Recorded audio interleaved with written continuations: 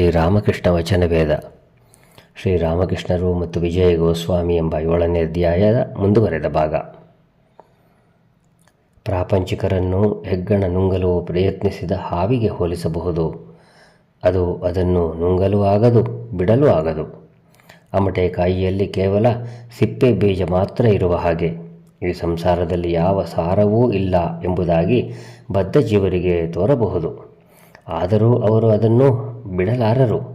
ಅದನ್ನು ಬಿಟ್ಟು ಭಗವಂತನ ಕಡೆಗೆ ಮನಸ್ಸು ತಿರುಗಿಸಲಾರರು. ನಾನು ಒಮ್ಮೆ ಕೇಶವಸೇನನ ಒಬ್ಬ ಸಂಬಂಧಿಯನ್ನು ನೋಡಿದೆ. ಆಗಲೇ 50 ವರ್ಷಗಳಾಗಿದ್ದರೂ ಇಸ್ಪೀಟು ಆಡುತ್ತಾ ಕುಳಿತಿದ್ದ. ಭಗವಂತನ ಧ್ಯಾನಕ್ಕೆ ಇನ್ನೂ ಸಮಯ ಬಂದಿಲ್ಲ ಅಂತ ಕಾಣುತ್ತದೆ ಆತನಿಗೆ.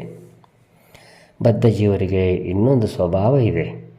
ಅವರಿಗೆ ಪ್ರಾಪಂಚಿಕ ವಾತಾವರಣವನ್ನು ತಪ್ಪಿಸಿ ಆಧ್ಯಾತ್ಮಿಕ ವಾತಾವರಣವನ್ನು ಕಲ್ಪಿಸಿಕೊಡುವುದಾದರೆ ಹಾಗೆಯೇ ಕೃಶವಾಗಿ ಸತ್ತೇ ಹೋಗಿಬಿಡುತ್ತಾರೆ. ಮಲದ ಹುಳುವಿಗೆ ಮಲವನ್ನು ಕಂಡರೆ ಆನಂದ. ಅಲ್ಲೇ ಅದು ಪುಷ್ಟವಾಗಿ ಬೆಳೆಯುತ್ತದೆ. ಅದನ್ನು ತಂದು ಅನ್ನದ ತಪ್ಪಲೆಯಲ್ಲಿ ಇಟ್ಟದ್ದೇ ಆದರೆ ಅದು ಅಲ್ಲಿ ಸತ್ತೇ ಹೋಗುತ್ತದೆ. ಎಲ್ಲರೂ ನಿಶ್ಶಬ್ದವಾಗಿ ಕೇಳುತ್ತಿದ್ದಾರೆ. ವಿಜಯ: ಬದ್ಧ ಜೀವಿಯ ಮನಸ್ಸು ಯಾವ ಅವಸ್ಥೆಯನ್ನು ಮುಟ್ಟಿದರೆ ಆತನಿಗೆ ಮುಕ್ತಿ ದೊರಕಬಹುದು? ಶ್ರೀರಾಮಕೃಷ್ಣರು: ಭಗವಂತನ ಕೃಪೆಯಿಂದ ಆತನಲ್ಲಿ ತೀವ್ರ ವೈರಾಗ್ಯ ಉಂಟಾದದ್ದೇ ಆದರೆ ಆಗ ಆತ ಕಾಮಕಾಂಚನಾಸಕ್ತಿಗಳಿಂದ ಮುಕ್ತನಾಗಬಲ್ಲ. ಯಾವುದಕ್ಕೆ ತೀವ್ರ ವೈರಾಗ್ಯ ಅಂತ ಹೆಸರು?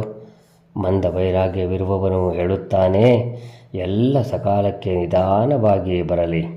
ಈಗ ಸದ್ಯ ನಾನು ಸುಮ್ಮನೆ ಭಗವಂತನ ನಾಮಜಪ ಮಾಡುತ್ತಿರುತ್ತೇನೆ.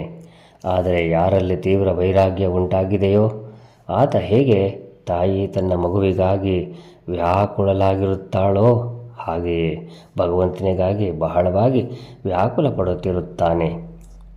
ತೀವ್ರ ವೈರಾಗ್ಯವುಳ್ಳವನಿಗೆ ಭಗವಂತನ ಹೊರತು ಇನ್ನು ಏನು ಬೇಕೆನಿಸುವುದೇ ಇಲ್ಲ. ಆತನಿಗೆ ಈ ಸಂಸಾರ ಒಂದು ದೊಡ್ಡ ಬಾವಿಯ ಹಾಗೆ ಕಾಣುತ್ತದೆ.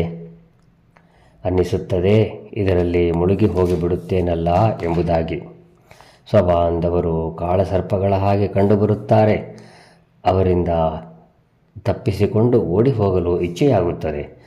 ಆತ ಕೊನೆಗೆ ಓಡಿಯೂ ಹೋಗುತ್ತಾನೆ.